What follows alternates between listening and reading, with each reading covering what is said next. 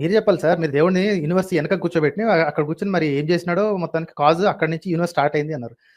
మీకు మీ దాన్ని ఏమంటారు, మీ చెప్పుకునే యేసు యెహోవా ఉండే టైంకి కనీసం పక్క దేశాలు ఉన్న సంగతి తెలియదు, ఏం తెలియదు, కానీ మొత్తం యూనివర్స్ ఎక్కడ స్టార్ట్ అయిందో వెనకని తీసుకుపోయి పెట్టినారు. బానే ఉంది. I'm ready to give you that.